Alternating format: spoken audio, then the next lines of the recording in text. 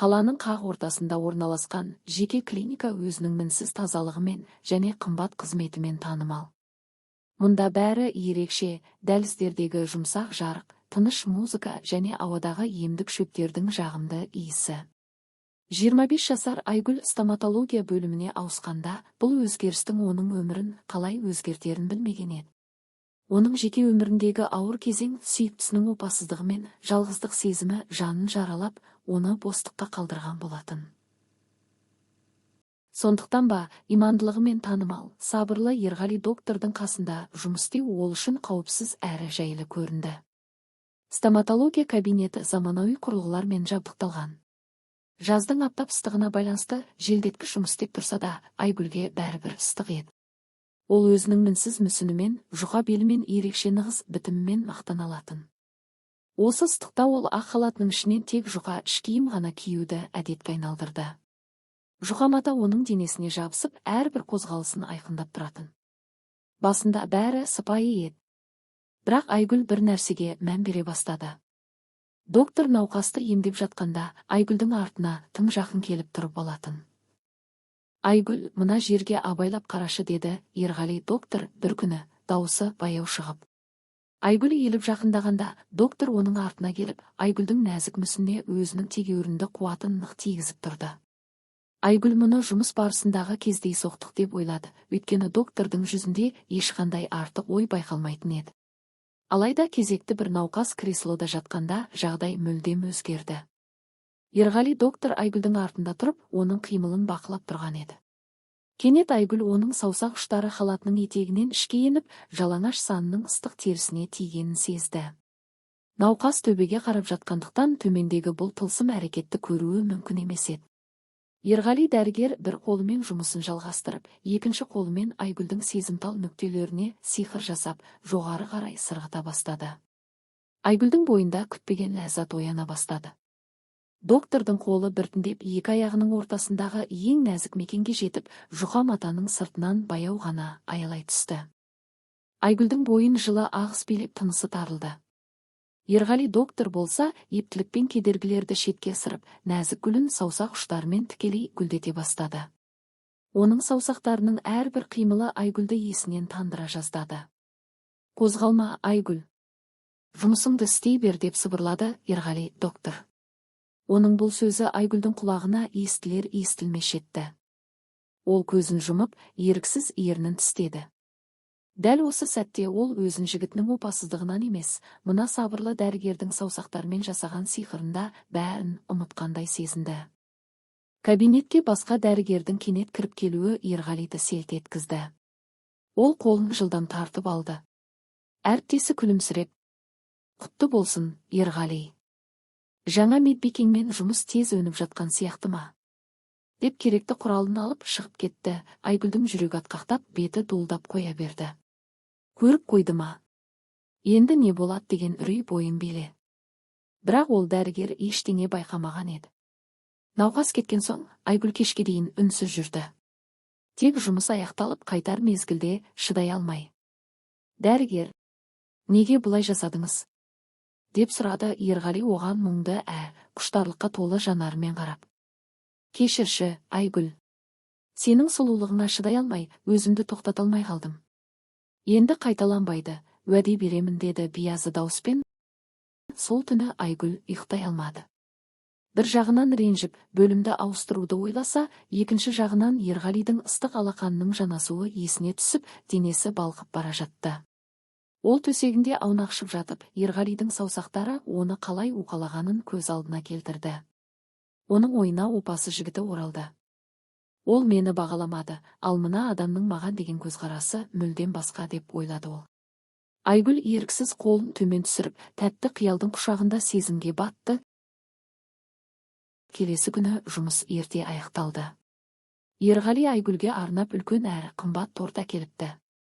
Күнделікті жұмыс аяқталып, бәрі қайтып кеткенде Айгүл сыпайылық танытып, дәрігер, торттың үлкен екен, келіңіз, шай демдеп берейін, бірге ішейік деді. Олар шай ішіп отырғанда кабинетте тыныштық орнады. Тек қайнаған судың дыбысы ғана естіледі. Айгүл, кешегі үшін тағы да кешірім сұраймын. Өзіңді жайсыз сезініп жүрген жоқсың ба?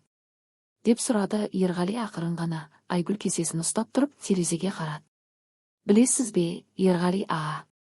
Мен соңғы кездері ер адамдардан қорқа бастадым. Менің сыртыма қарап қолжетімді қыз деп ойламаса екен деймін. Бұл жағдай мені әрі қорқытты, әрі таңғалдырды. Сен сияқты сұлуды байқамау мүмкін емес, Айгүл, деп Ерғали оның қолынан ақырын сипады. Дәл осы сәтте күзетші келіп: мен кешкі асымды ішіп келу үшін үйге барып келейін, сіздер әлі боласыздар ма? Деп сұрады. Иә, аға, бара беріңіз. Менің аздаған жұмыстарым бар, деп жауап берді Ерғали. Шайдан соң Айгүл киім ауыстыратын бөлмеге бет алды. Ол Ерғалидың есік сыртында тұрғанын сезсе де, білмегенсіп үстіндегі халатын, сосын ішкі киімдерін шешіп, тыр жалаңаш тұра берді. Ерғали байқамай кіріп келгендей болып: ой, кешір, сені киініп болды ма десем деп бөлмеге еніп, есікті ішінен құлыптап алды. Айгүл сыртынан суық көрінгенімен осы қалап тұр еді. Ерғали оған жақындап құлағына сыбырлады: Айгүл, менің жаман ойым жоқ. Тек сенің сымбатың мені есімнен тандырды. Маған тек жалатуға рұқсат берші. Айгүл түсінбеген болып: ол не? Жалау нес? Ешкім білмей ме? Деп сыбырлады. Ешкім білмейді, уәде беремін. Тек осы ғана, деді Ерғали. Жақсы.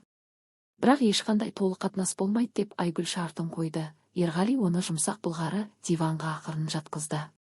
Айгүлдің аппақ тәні мен үлкен бөксесі қараңғы бөлмеде оттай жанып тұрғандай. Дәрігер қыздың екі аяғын екі жаққа кең ашып, оның ең нәзік жеріне жақындады. Ерғалидың ыстық тілі Айгүлдің ең сезімтал нүктесіне тигенде, қыздың денесі дірілдеп кетті. Мұндай нәзік әрі терең сезімді Айгүл бұрын соңды бастан өткермеген еді. Дәрігердің тілі шеберлікпен қимылдап, қызды ләззаттың шыңына қарай жетелей бастады. Айгүл еріксіз диванның шетін тырнап, асын артқа тастап, терең тыныс алды. Ерғалидың тілі Айгүлдің тәнінде нағыз сиқыр жасап жатқандай еді. Ол ұзақ уақыт бойы қыздың ең нәзік нүктелерімен ойнап, оны әбден балқытып, есінен тандыра жаздады. Айгүлдің дем алысы жиілеп, бүкіл денесі сезімнен дірілдеп жатты. Дәрігер бір қолымен Айгүлдің томпақты аппақ анарын аялап уқаласа, екінші қолының саусақтарымен төменгі жақты сипалай бастады. Айгүл ләззаттың ең биік шыңында ессіз күйде жатты. Ерғали баяу ғана саусақтармен қыздың ішкі әлеміне бойлап, оның әрбір дірілін бақылады. Ол бойжеткеннің нәзік сезімдеріне куә болған соң, қимылын үдете түсті. Саған ұнап жатыр ма, Айгүл?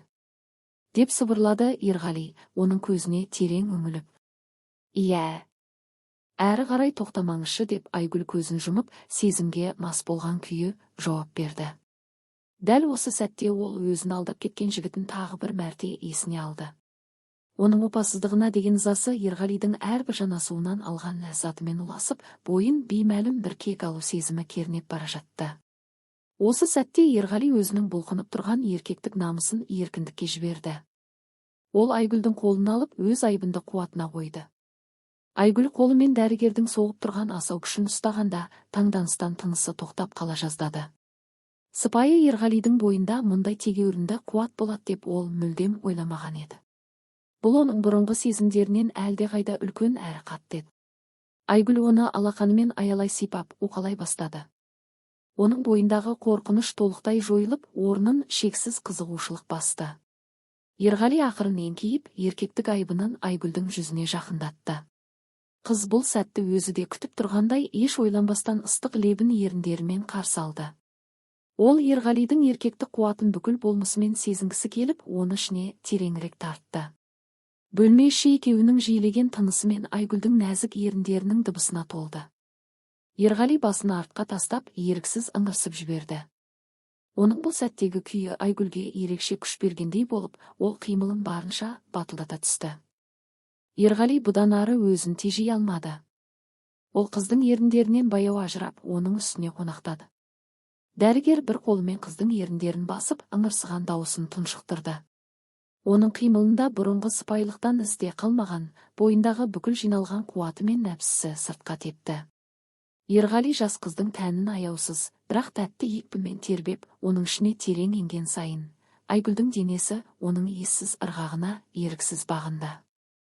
Бұл ұзақ әрі ыстық қатынас екеуінде естен тандырды. Соңғы екпінмен Ерғали бүкіл ыстық сезімін қыздың болмысына төгіп демін баса алмай ұзақ жатты. Кенет дәлізден күзетшінің ауыр аяқ дыбысы мен дауысы естілді. Ерғали доктор, сіз әлі осындасыз ба? Деп айқайлады ол. Екеуі де ток соққандай селт ете қалды. Ерғали тез арада киімін түзеп Айгүлге киінуге көмектесті. Олардың асыққаны сондай, жүректері атқақтап, тыныстары тарылды. Дәрігер Айгүлді күзетшіге білдіртпей, емхананың артқы есігінен шығарып жіберді.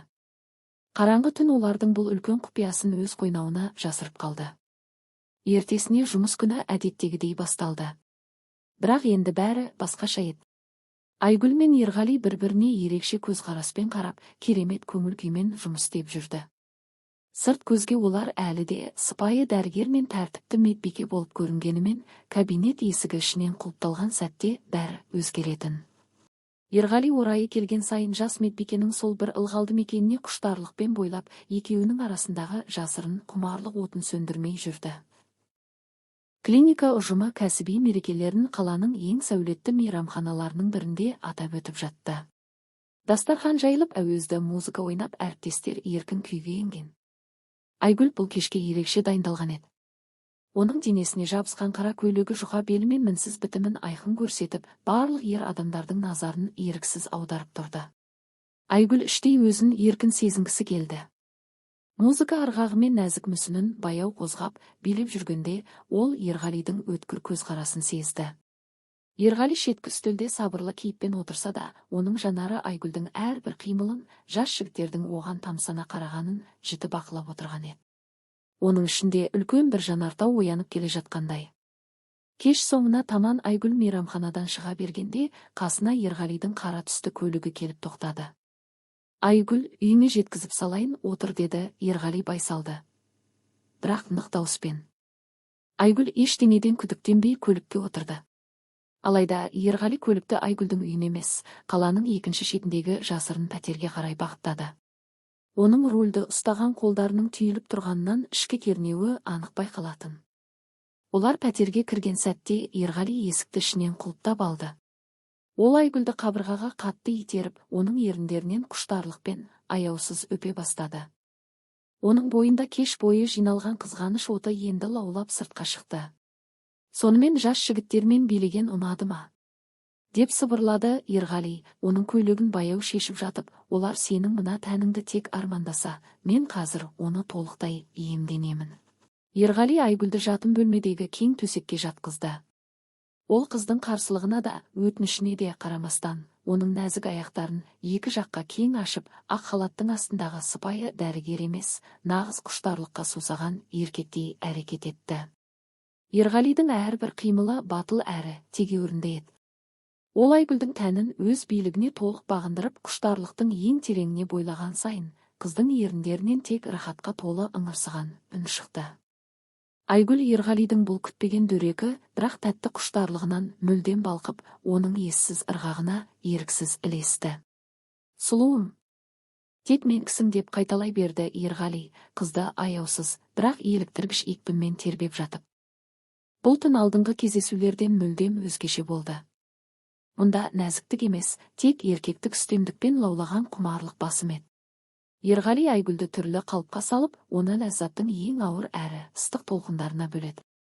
Поезд гүрсілінде соққан жүрек үні мен екі тәннің үндестігі бұл пәтердің қабырғасында мәңгілікке қалып қойғандай еді.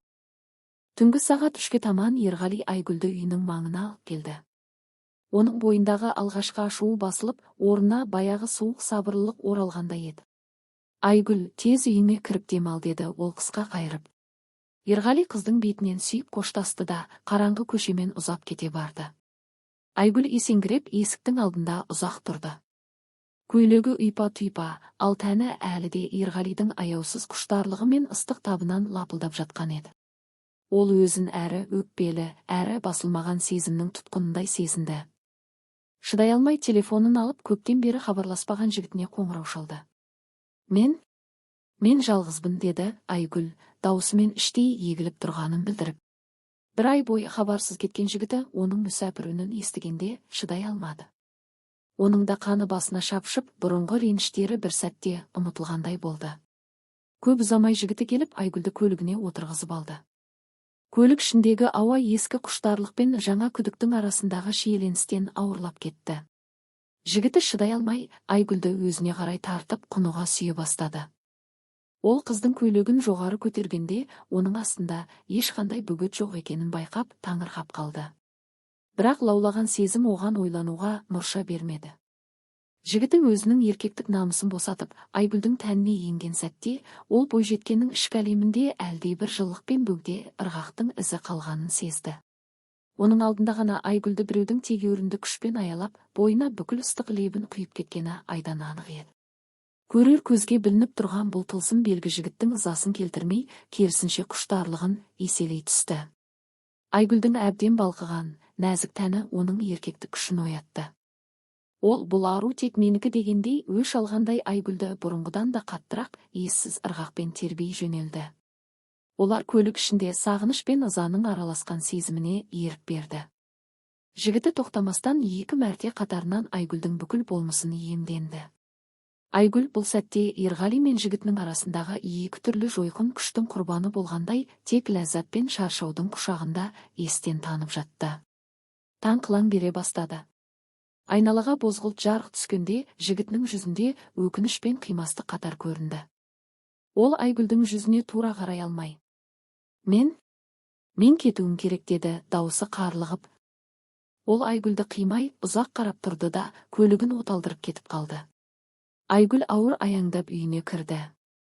Оның денесі де, жаны да бұл түнгі 2 түрлі шайқастан, 2 түрлі еркектік айбынның екпінінен әбден қажыған еді. Құрметті менің тыңдармандарым, каналға жазылып, лайк басып, басқа да оқиғалар шығуына ықпал жасауды ұмытпаңыз.